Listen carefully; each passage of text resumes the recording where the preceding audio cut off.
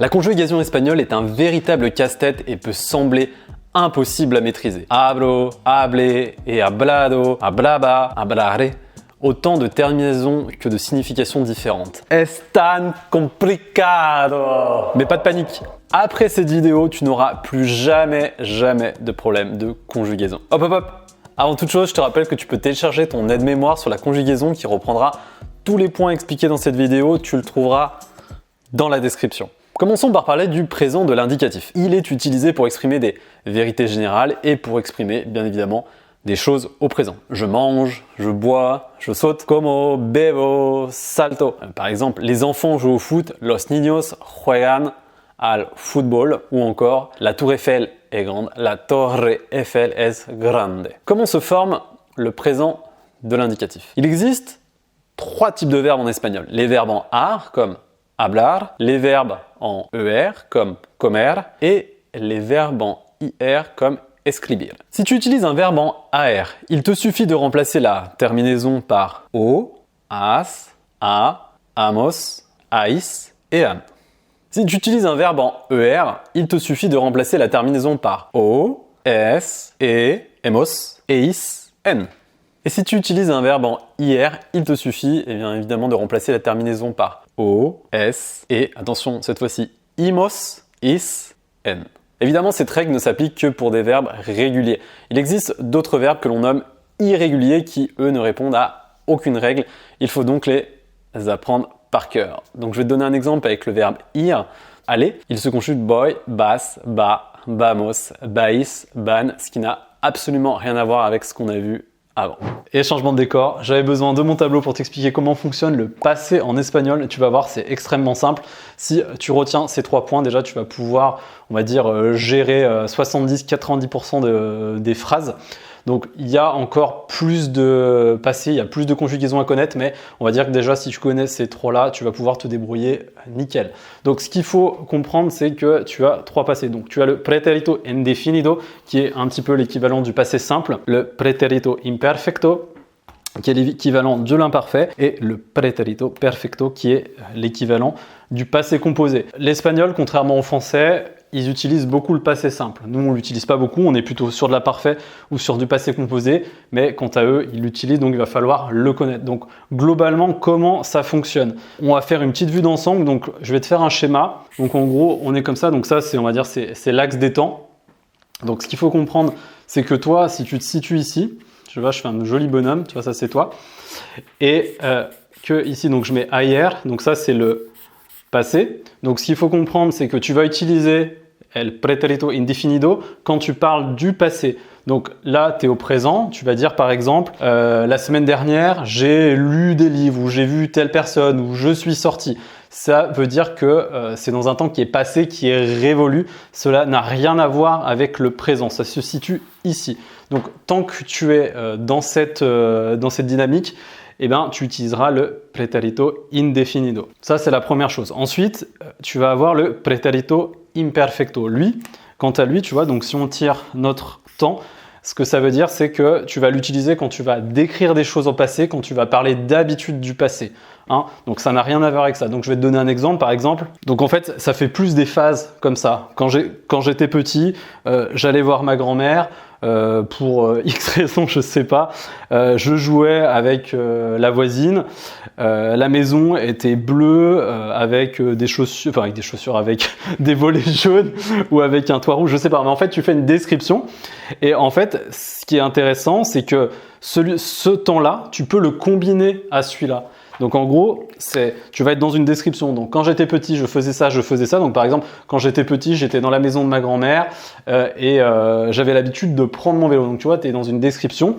Et comme ils sont pas incompatibles, tu vas prendre ton vélo, tu as l'habitude de prendre ton vélo et tu vas dire par exemple, et d'un coup, je suis tombé. Donc si tu dis d'un coup, je suis tombé, c'est un peu comme, t'es plus dans une description, t'es plus dans une habitude, il y a une espèce de cassure en fait du passé. Et là, tu vas utiliser plutôt le pretérito indefinido, parce que dire je suis tombé, ou j'ai cassé mon vélo, c'est arrivé une fois et c'est terminé. Donc pense bien que pretérito imperfecto, c'est Une habitude au passé, c'est une description au passé. Et si tu veux, on va dire, le combiner à celui-là parce qu'il va arriver une action qui est extérieure et qui va casser le temps, eh ben, tu peux utiliser celui-là. Donc, on va voir après par la suite au niveau des terminaisons parce que c'est à partir de là que ça va jouer et que tu vas un petit peu plus comprendre. Mais déjà, je voulais que tu aies une aperçu, une vue globale du passé. Et enfin, tu as le pretérito perfecto qui est lui le passé composé français. Donc, un petit peu plus complexe à comprendre celui-là. Donc lui, on va dire que c'est un temps qui est plus proche de toi, c'est présent. Donc tu vois, je vais mettre hoy, c'est-à-dire c'est aujourd'hui. Donc celui-là, il sera utilisé que quand tu es dans un temps proche de toi. Donc je vais te donner un exemple. Je vais te refaire le petit bonhomme, tu vois, pour que tu te situes. Donc toi, tu es là. Et il n'y a pas de passé là, c'est aujourd'hui, c'est maintenant que ça se passe. Ça pouvait être, je sais pas, il y a 2 heures, il y a 3 heures, ce matin, ou là c'est le soir, c'est cet après-midi. Tu es vraiment dans le temps, c'est la même journée ou dans un temps, dans une semaine, dans quelque chose de proche. Et en fait, ici tout à l'heure, je t'ai dit j'ai lu le livre, mais c'était il y a du moment, donc c'est terminé. Mais par exemple, tu peux dire dans ce temps-là, j'ai lu un livre. J'ai lu ce livre, mais tu peux dire aujourd'hui j'ai lu ce livre, ou je l'ai lu ce matin, ou je l'ai lu cet après-midi. Et si tu l'as lu cet après-midi, tu es dans le temps. C'est hoy, c'est aujourd'hui. C'est dans un temps qui est très proche. Donc tu as le droit d'utiliser le pretérito perfecto. Par contre, en revanche, il faut vraiment que tu fasses la distinction que si c'est dans un temps qui est bien en arrière, bien passé, eh bien tu vas utiliser celui-là. Okay ? Donc si je répète, ici c'est vraiment pour des choses révolues. Ici, retiens bien imperfecto, c'est plus pour des habitudes du passé, c'est des descriptions au passé, c'est des choses qui reviennent. Tu peux utiliser les deux côte à côte s'il y a une rupture par rapport à un événement qui se passe une seule fois. Et si tu veux exprimer quelque chose qui s'est passé récemment, je l'ai rencontré tout à l'heure, j'ai vu ma copine ce matin, etc., et ben, tu vas être plus sur ce temps-là. Alors, t'inquiète pas, on va encore voir les terminaisons, on va aller un petit peu plus dans ce détail après, mais il faut que tu retiennes ça. Ensuite, petit moyen de se souvenir, il faut que tu distingues les formes simples des formes composées. Donc les formes simples, ça va être, par exemple, ça c'est une forme, c'est fui. Tu vas avoir, par exemple, estaba. Je l'écris un peu mal, mais tu vas voir, on va le voir après. Et là, c'est par exemple, c'est estado. Donc, en fait, tu as à chaque fois un mot, 2 mots. Donc, tout ce qui est en composé, donc c'est-à-dire 2 mots, c'est dans le temps, c'est maintenant. Et tout ce qui est, on va dire, forme simple, donc c'est un mot, c'est des choses qui sont passées. Donc, soit les descriptions, soit quelque chose qui révolue. Si tu arrives à comprendre ces 3 phases, bah déjà, ça va vraiment dégrossir ta compréhension du passé. Et dernier point que je veux aborder et qu'il faut aussi comprendre, c'est que l'espagnol, c'est pas noir ou blanc. C'est-à-dire qu'il y a beaucoup de nuances. C'est pas genre c'est celui-là à chaque fois, c'est celui-là à chaque fois ou c'est celui-là à chaque fois. C'est de l'alternance, c'est de la combinaison des deux ou que celui-là puis d'un coup celui-là. Et comprends aussi que suivant si tu vas parler un espagnol, si tu vas parler à des gens d'Amérique du Sud, si tu parles à des gens du Mexique ou alors d'autres villes, eh bien on va dire que ils vont pas utiliser les mêmes temps. C'est-à-dire qu'il y en a qui vont privilégier que celui-là et celui-là va pas exister. Par exemple, si tu parles, il me semble que si tu parles à des Mexicains, eh ben eux, voilà, eux ils sont pas trop, ils utilisent pas celui-là. Il n'y a pas de temps proche. Tout ce qui est utilisé au passé, en description du passé, c'est boum, c'est indefinido ou imperfecto. Maintenant qu'on a vu ensemble une vue dégrossie de comment on utilise le passé en espagnol, on va se concentrer sur les terminaisons parce que c'est ce qui va te permettre de reconnaître si c'est ce temps ou ce temps parce qu'ils n'ont pas les mêmes terminaisons et c'est ça qui va te permettre voilà, de savoir ce que tu choisis. Donc c'est ce qu'on va voir tout de suite. Comment se forme el pretérito indefinido? Si tu utilises un verbe en AR, eh bien il va te falloir remplacer la terminaison par e, aste, o, amos, asteis, Aaron. On n'oublie pas les accents, hein, ça c'est très important, c'est vraiment la marque du passé. Si tu utilises un verbe en ER, il va falloir remplacer la terminaison par I, iste, io, imos, isteis, hieron.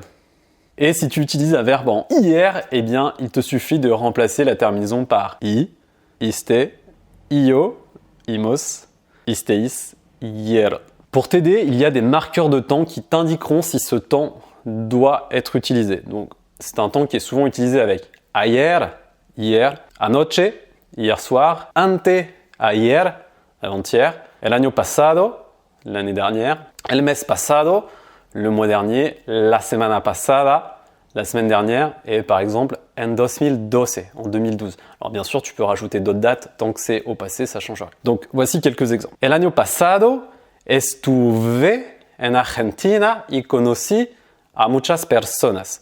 L'année dernière, j'étais en Argentine et j'ai rencontré de nombreuses personnes. Je les ai rencontrées, c'est terminé, donc on utilise ce temps-là. Ayer fui al cine con mi amiga Laura y fue una noche estupenda. Hier, je suis allé au cinéma avec mon amie Laura et c'était une super soirée. Donc comment se forme el pretérito imperfecto? Si tu utilises un verbe en AR, eh bien, il va falloir remplacer la terminaison par aba, abas, aba, abamos, abais, aban.